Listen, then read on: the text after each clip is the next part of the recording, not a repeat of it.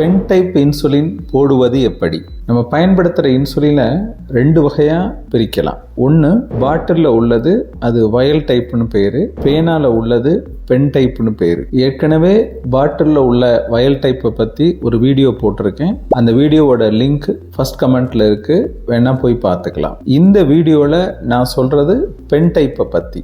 நான் டாக்டர் மணிவண்ணன், காரைக்குடியில் ஸ்ரீ பார்வதி சர்க்கரை நோய் மருத்துவமனை என்ற பெயரில் கடந்த 35 வருடமாக மருத்துவமனை நடத்தி வருகிறேன். எங்கள் சேனல் முழுக்க சர்க்கரையை பற்றிய A to Z தகவல்களை தருது. அவசியம் சப்ஸ்கிரைப் பண்ணி பாருங்க. இந்த பேனா டைப் இன்சுலின்ல 2 வகை இருக்கு. ஒன்று பெர்மனன்ட் பென், இன்னொன்று டெம்பரவரி பென். அது என்ன sir permanent pen, temporary pen அப்படின்னு நீங்க யோசிக்கலாம். ஃபர்ஸ்ட் டெம்பரவரி பெண்ணை சொல்லிடுறேன். ஒருத்தருக்கு சுகர் அதிகமாக இருக்கு, இந்த சமயத்தில் அவருக்கு ஆப்ரேஷன் பண்ண வேண்டி இருக்கும். ஆப்ரேஷன் பண்ணி அவர் நார்மலுக்கு வந்த பின்னாடி அவருக்கு மாத்திரையிலே சர்க்கரை கட்டுப்பாட்டில் கொண்டுட்டு வர முடியும் அப்படின்னா அவருக்கு கொஞ்ச நாள் மட்டும் இன்சுலின் போடுற மாதிரி இருக்கும். இந்த பேஷண்ட்டுக்கு டெம்பரவரி பென் பயன்படுத்தலாம். ஒரு காலில் புண்ணு வந்துருச்சு, நிறைய இன்ஃபெக்ஷன் இருக்கு, அந்த இன்ஃபெக்ஷன் கண்ட்ரோல் ஆக்கி புண்ணை ஆத்துற வரைக்கும் இன்சுலின் தேவைப்படும். அந்த பேஷண்ட்டுக்கு டெம்பரவரி பெண்ணை பயன்படுத்தலாம். டெம்பரவரி பென் இப்போ கண்ணில்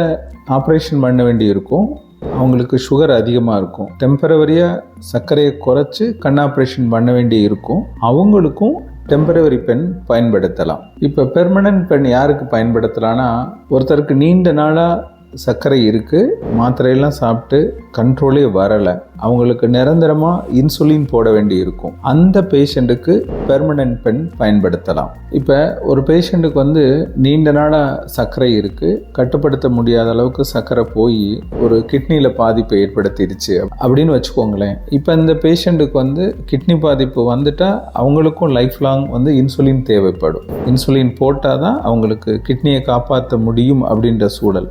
இப்போ இவங்களுக்கு பெர்மனன்ட் பென்னை பயன்படுத்தலாம். நீங்கள் டெம்பரவரி பென் பயன்படுத்துகிறீங்களா, பெர்மனன்ட் பென் பயன்படுத்துகிறீங்களா அப்படிங்கிறத கமெண்ட்டில் சொல்லுங்கள். இப்போ பெர்மனன்ட் பென்னுக்கும் டெம்பரவரி பென்னுக்கும் என்ன வித்தியாசம் அப்படின்னு நீங்கள் கேட்பீங்க. இது டெம்பரவரி பென், இது பெர்மனன்ட் பென்.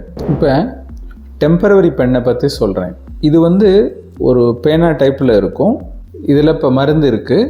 இந்த மருந்து நம்ம இன்சுலின் உடம்புல போட்ட பின்னாடி இது முடிஞ்ச உடனே இந்த பேனாவை அப்படியே டிஸ்போஸ் பண்ணுற மாதிரி இருக்கும். இது திருப்பி பயன்படாது. இது பெர்மனன்ட் பென். இதில் பேனா மட்டும்தான் இருக்கும். உங்களுக்கு தெரியும்னு நினைக்கிறேன். இதில் பேனா மட்டும்தான் இருக்கும். நமக்கு தேவையான இன்சுலினை வாங்கி இதில் சொருகிக்க முடியும். இன்சுலின் முடிஞ்ச உடனே திருப்பி அந்த பாட்டிலை தூக்கி போட்டுட்டு புது பாட்டில் சொருகிக்கலாம். ஆயுஸ் முழுக்க இதை பயன்படுத்தலாம். ஏதாவது மெக்கானிக்கல் பிரச்சனை, அதாவது இந்த பேனா இயக்குறதுல ஏதாவது ஒரு பிரச்சனை வந்தால் தான் புது பேனா வாங்க வேண்டி இருக்கும். இப்போ இதான் அந்த பேனா, இதான் அந்த மருந்து. இதை வாங்கி இதை ஃபில் பண்ணி நம்ம பயன்படுத்துகிறோம். அதே மருந்து தான், ஆனால் இது அப்படியே ஃபிக்ஸ்டாக இருக்கும். இதை திருப்பி ரீயூஸ் பண்ண முடியாது. ஒன்ஸ் இந்த பாட்டில் முடிஞ்சோடனே அப்படியே பேனாவோட தூக்கி போடுற மாதிரி இருக்கும். அதனால் இது கொஞ்சம் காஸ்ட்லியாக இருக்கும். இது பேனாவை ஒன்ஸ் நீங்கள் வாங்கிட்டீங்கன்னா இந்த மருந்தை மட்டும் நம்ம வாங்கி உள்ளுக்குள்ளே சொருகிக்கிட்டு இன்சுலின் போட முடியும். இதை பற்றி விளக்கமாக என்னுடைய அனுபவங்களை தொகுத்து நோய்களின் தாய் அப்படின்ற பெயரில் ஒரு புத்தகம் எழுதியிருக்கிறேன். இதுதான் அந்த புத்தகம். இந்த புத்தகத்தை நீங்களும் படித்து தெரிஞ்சுக்கணும் அப்படின்னு நினச்சிங்கன்னா இந்த டிஸ்பிளேல தெரிகிற நம்பருக்கு நீங்கள் ஃபோன் பண்ணி இந்த புத்தகத்தை கொரியர் மூலம் பெற்றுக்கொள்ளலாம். நீங்கள் தொடர்ச்சியாக இன்சுலின் போடணுமா அல்லது குறிப்பிட்ட காலம் வரைக்கும் போடணுமா அப்படிங்கிறத வச்சு நீங்கள் பெர்மனன்ட் பென்னா டெம்பரவரி பென்னா அப்படிங்கிறத நீங்களும் உங்கள் டாக்டரும் சேர்ந்து முடிவு பண்ணிக்கலாம். இந்த பேனா ஊசியில் என்ன நன்மை அப்படின்னா 2 நன்மைகள். ஒன்று, இது பாட்டில் டைப்பில் போட வேண்டிய ஊசி. இது பென் டைப்புக்கான ஊசி. இந்த ஊசியை விட பென் டைப் ஊசி கொஞ்சம் சின்னதாக இருக்கும். அதனால் குத்துறப்ப கொஞ்சம் வலி குறையும். ஊசி போடுறப்ப அதிகம் வலி இருக்காது. அடுத்து பாட்டில் டைப் ஊசி பெரும்பாலும் 40 யூனிட்டு, பேனா டைப் ஊசி பெரும்பாலும் 100 யூனிட்டு. அதனால மருந்தோட அளவும் குறைவாக தேவைப்படும். அதுக்கடுத்து ஒரு பெரிய நன்மைனா, இது சாதாரண பேனா, அப்படி ஜஸ்ட் பையில் வச்சுட்டு போயிடலாம். அதான் இதோட அடுத்த நன்மை. மற்றபடி இதை போடும் முறையெல்லாம் ஒன்று தான். பாட்டில் டைப்பில் நம்ம எப்படி போடுறோமோ அதே மாதிரி தான் போடணும். நம்ம எத்தனை யூனிட் நமக்கு தேவைப்படும் அப்படிங்கிறது இதில் மென்ஷன் பண்ணியிருப்பாங்க. அத்தனை யூனிட்டை நம்ம டயல் பண்ணி எடுத்து மேலே ப்ரெஸ் பண்ணோம்னா அழகாக மருந்து உள்ளே போயிடும். இது பென் டைப் இன்சுலின் போடுறவங்க பயன்படுத்துறது. இதை எப்படி பயன்படுத்தணும் அப்படிங்கிறத நாங்கள் சொல்லித்தர்றோம். முதல்ல பெண்ணை லோட் பண்ண தெரிஞ்சுக்கணும். பேனாவை கலட்டிடுறோம். இதுக்குள்ளே ஒரு எம்டி லேயர் இருக்குது. இதையும் திருகி நம்ம எடுத்துடுறோம். அதுக்கப்புறம் இது கேட்ரேஜ். இந்த கேட்ரேஜில் 300 யூனிட் இருக்கும். இந்த மருந்து இதில் எப்படி லோட் பண்ண போகிறோம் அப்படின்னா, இதை ஓப்பன் பண்ணிவிட்டு இந்த கேட்ரேஜில் ரீடிங் தெரியுதா, இந்த இதில் நம்ம அதுக்குள்ளே உள்ளே போட்டாச்சு. இப்போ இந்த பேனாவை இப்படி திருகி இப்படி லாக் பண்ணிட்டா பேனா லோட் ஆயிடுச்சு. இப்போ இதில் இருக்கிற மொத்த இன்சுலினும் தீரும்போது நமக்கு இதில் இருக்கக்கூடிய சின்ன கருப்பாக இருக்கிறது கொஞ்சம் கொஞ்சமாக மூவ் பண்ணி இந்த இடத்துல வந்துடும். அதுக்கு மேலே மூவ் ஆக விடாது. அது எப்படி நமக்கு இன்சுலின் எடுக்கிறது அப்படின்னா, இதில் ரீடிங் இருக்கும். இந்த ரீடிங் இப்போ இது 0 இருக்கா, அதுக்கடுத்து 1 2 2 நம்பராக 4 6 8 10 12 இப்படி இருக்குது. உங்களுக்கு டாக்டர் என்ன நம்பர் ப்ரிஸ்கிரிப்ட் பண்ணியிருக்காங்களோ, இப்போ காலையில் 12 யூனிட் போடணும்னா 12 வரைக்கும் எடுத்துக்கலாம். எடுத்துட்டு மருந்தை நம்ம எப்படி பேஷண்ட்டுக்கு செலுத்துறது அப்படிங்கிறத நான் சொல்லி தந்துடுறேன். நீடில் வழியாக தான் நமக்கு இன்சுலின் வரும். ஸோ இந்த நீடிலை இப்படி ஓப்பன் பண்ணிட்டா இதுக்குள்ளே ஒரு நீடில் இருக்குது. இந்த நீடிலை 2-3 தடவை வச்சு குத்தாமல் ஒரே தரமாக பொசிஷன் பார்த்து வச்சுட்டு கரெக்டாக இருக்கும்போது ஒரு ப்ரிக் பண்ணிவிட்டு அப்புறம் திருக ஆரம்பிக்கணும். இப்போ திருகிட்டோம்னா ஃபுல்லாக லோட் ஆயிரும். அதுக்கப்புறம் இந்த எக்ஸ்ட்ரா கேப்பை எடுத்துடலாம். இது இப்போ இன்சுலின் போட போகிறது யாருக்கு போட போகிறோமோ அந்த இடத்த முதல்ல சுத்தம் செய்யணும். சுத்தம் செஞ்சுட்டு நம்ம இன்சுலின் போட போகிறோம். கையில் போட்டுக்கலாம், தொட தசையில் போட்டுக்கலாம், வயிற்றை சுற்றி போட்டுக்கலாம். பெண்ணை எப்படி ஹேண்டில் பண்ணுறதுன்னு சொல்கிறேன். சப்போஸ் இப்போ இந்த 12ங்கிறது அளவுக்கு பதிலாக கூடுதலாக ஒரு 2 நம்பரை கூட எடுத்து 20 வரைக்கும் போயிடுச்சு அப்படின்னா திருப்பி மறுபடியும் மருந்தை அதே இடத்துக்கு கொண்டு வரணும்னா ரொட்டேட் பண்ணி திருப்பிட்டோம்னா 12க்கு வரும். இப்படி திருப்பும் போது இங்கே மருந்து வெளியில் போகாது. இப்படி ப்ரெஷ் பண்ணி அமுக்கணும்னா மட்டும்தான் மருந்து வெளியில் வரும். இது நம்ம எப்படி இந்த பெண்ணை பயன்படுத்தணும் அப்படிங்கிறத நான் சொல்லி கொடுத்துட்டேன். ஆனால் இந்த பெண்ணை பயன்படுத்துறதுல என்ன தவறுகள் பண்ணுவோம் அப்படிங்கிறத சொல்லிடுறேன்.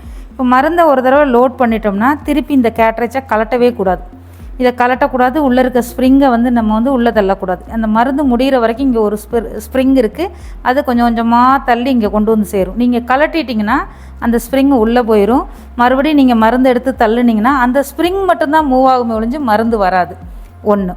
2வது என்னென்னா, இந்த நீடியில் நம்ம ஒரு 4 டைம்ஸ் யூஸ் பண்ணலாம். இந்த நீடிலோட ஷார்ப்பு குத்த குறைய ஆரம்பிக்கும். அதனால் நம்ம என்ன பண்ணலான்னா ஒரு 4 தடவை நம்ம போடலாம். 5ஆவது தடவை போடும்போது குத்துறது நறுக்குன்னு இருக்கும். 2வது அதனால் ஒரு பிளட்டு வரும். அந்த பிளட்டோட கிளாட் இதுக்குள்ளே போய் இந்த நீடில் அடைச்சிக்கின்றோம். நம்ம ப்ரெஸ் பண்ணுவோம், மருந்தே போகாது.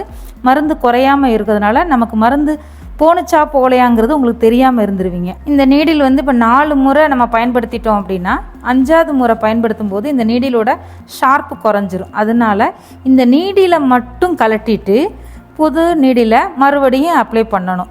இந்த மருந்து குறையாம தான் இருக்கும். ஒவ்வொருத்தருடைய தேவைக்கு தகுந்த மாதிரி தான் மருந்து குறையும். அதுக்காக மறுபடியும் கேட்ரேஜை மொத்தமாக கலட்டக்கூடாது. நீடில மட்டும்தான் கலட்டணும்.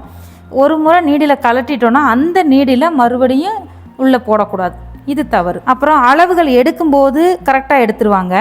இப்படி திருகி எடுத்துருவாங்க. மருந்து போடும்போதும் கரெக்டாக பேஷண்ட்டுக்கு இப்படி குத்திட்டு அங்கே உள்ளே வச்சுக்கிட்டும் திருகுவா. இப்படியே திருகுனான்னா மருந்து உள்ளே போகாது. போட்டோங்கிற ஃபீல் வரும். உள்ளே குத்தியிருக்கோம், அதனால் போட்டோங்கிற ஃபீல் வரும். மருந்தை எடுக்கும்போது மட்டும்தான் திருகணும்.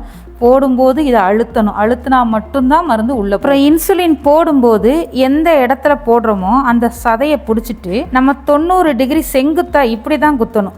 இப்படி சாய்வாக குத்தக்கூடாது. இப்படி சாய்வாக குத்தணும் அப்படின்னு சொன்னால் அந்த இடத்துல டொப்பையாக வீங்க ஆரம்பிச்சிடும். இப்போ போட போகிறோம் இன்சுலின் அப்படின்னா 90 டிகிரி செங்குத்தாக இப்படி குத்திட்டு தான் மருந்தை நம்ம அமுக்கணுமே ஒழிஞ்சு சாய்வாக சதையை பிடிச்சிட்டு இப்படி சாய்வாக குத்துனீங்க அப்படின்னா அந்த இடத்துல ஒரு சின்ன வீக்க மாதிரி வந்துடும். அப்படி பண்ணக்கூடாது. இதுதான் பென் டைப்பு. பென் டைப்பை பற்றி உங்களுக்கு எப்படி போடுறது அப்படிங்கிற விவரம் உங்களுக்கு சொல்லியிருக்கோம். இதை பற்றி இன்னும் நீங்கள் விரிவாக தெரிஞ்சுக்கணும் அப்படின்னா இந்த டிஸ்பிளேல தெரிகிற நம்பருக்கு ஃபோன் பண்ணுங்கள். நாங்கள் வீடியோ கால்லே வர்றோம், உங்களுக்கு டெமோ பண்ணி காட்டுறோம். இந்த பேனா டைப் ஊசியை ரொம்ப ஹீட்டான இடத்துல வச்சுக்க கூடாது. ஓரளவுக்கு குளிர்ச்சியான இடத்துல வைக்கிறதா நல்லது. ஃப்ரிட்ஜில் வைக்கிறப்பவும் சைட் டோரில் தான் வைக்கணும், ஃப்ரீசரில் வச்சிடக்கூடாது. ஒரு தடவை இதை எடுத்து பயன்படுத்திட்டோம் அப்படின்னா தாராளமாக பேனாவை நம்ம கையிலே வச்சுக்கலாம், வெளியிலே தாராளமாக வச்சுக்கலாம். பயன்படுத்தாத புது ஊசிகளை மட்டும் நீங்கள் ஃப்ரிட்ஜில் வச்சுக்கோங்க. ஃப்ரிட்ஜ் இல்லாதவங்க சாதாரண ஒரு மண்பானையில் கொஞ்சம் தண்ணியை ஊற்றி அதுக்குள்ளே இதை போட்டு வச்சாலே போதும். அந்த குளிர்ச்சியே இந்த இன்சுலினுக்கு போதுமானது. இப்போ நான் சொன்னதெல்லாம் நீங்கள் படித்து தெரிஞ்சுக்கணும் அப்படின்னா இந்த டிஸ்பிளேல தெரியிற நம்பருக்கு ஃபோன் பண்ணுங்கள், ஒரு பிடிஎஃபை அனுப்பிச்சி வைக்கிறோம், நீங்கள் அதை பார்த்து படித்து தெரிஞ்சுக்கலாம். அக்கறை காட்டினால் சர்க்கரை குறையும்.